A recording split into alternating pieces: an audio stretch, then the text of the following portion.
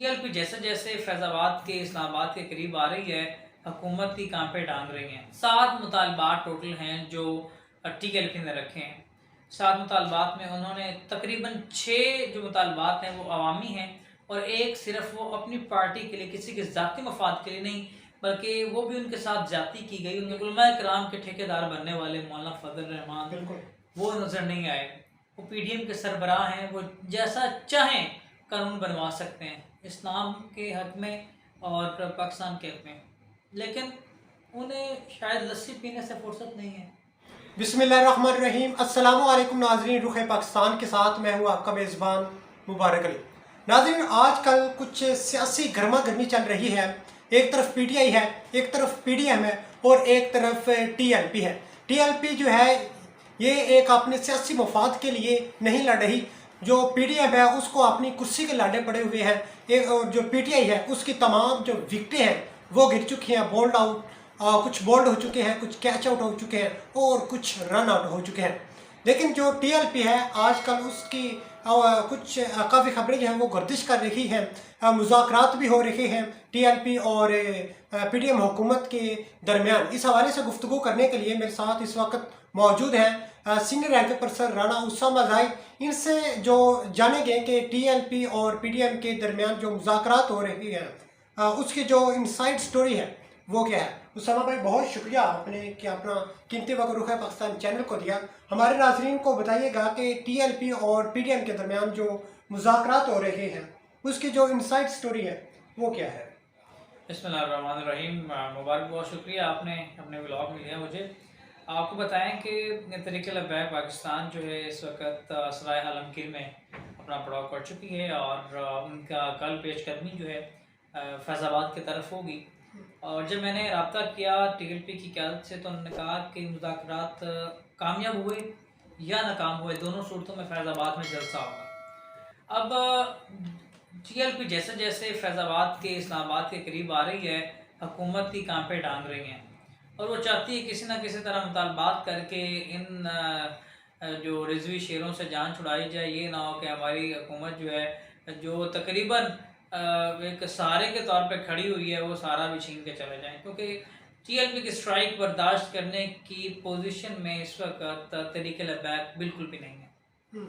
अब 7 मुतालबात टोटल हैं जो टीएलपी ने रखे हैं।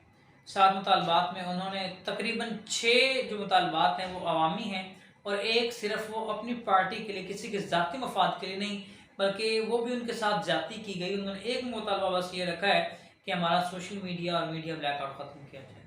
हमें तमाम चैनल्स अपनी हेडलाइन, बुलेटिन और ब्रेकिंग में जगह दें और हमारे जितने भी मुतालबात हैं इन पर अमल दरामद करवाया जाए। इसके अलावा जो 6 मुतालबात हैं जिनमें अवामी सबसे बड़ा मुतालबा कि पेट्रोल की कीमतें कम की जाएँ और पेट्रोल की कीमतें कम करने के साथ साथ जो बाकी अशिया ज़रूरिया हैं जिनमें आटा, चीनी, दालें वगैरह जो भी हैं उनमें भी मौसर कीमतें कमी की जाएँ, क्योंकि आप रोज़ से भी तेल मंगवा चुके हैं।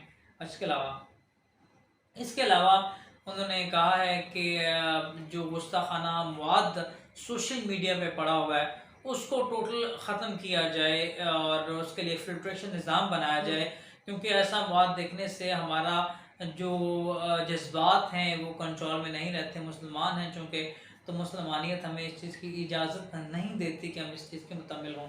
इसके अलावा उन्होंने कहा है कि जो भी 295C की हद क्रॉस करता है तो उसके खिलाफ 780 के खिलाफ जो है उसके तहत मुकदमा दर्ज किया जाए। कोई दहशत गर्दी की जद में आता है। ख़त्म नबूवत पर अगर कोई बात करता है या हुज़ूर सल्लल्लाहु अलैहि वसल्लम की गुस्ताखी का मर्तकब होता है तो उस पर स्पीडी ट्रायल किया जाए। स्पीडी ट्रायल का मतलब ये है कि समात मुलतवी ना हो, जल्द से जल्द उसको मंतकी इंजाम तक पहुँचाया जाए।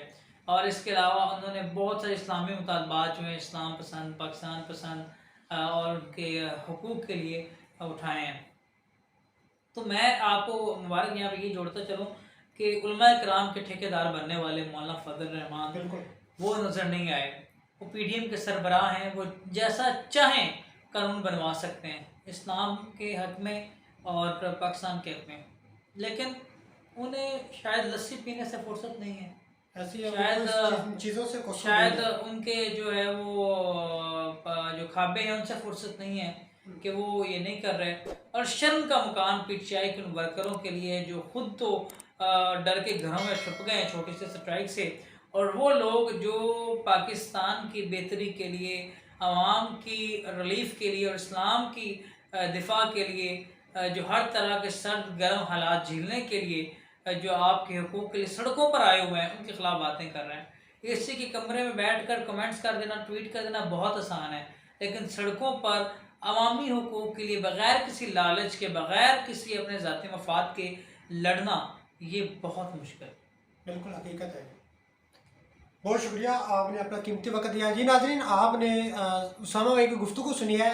7 मुतालबात थे, जिनमें जो 6 मुतालबात हैं ये इस्लाम के हवाले से हैं या हमारे मफादात के लिए हैं।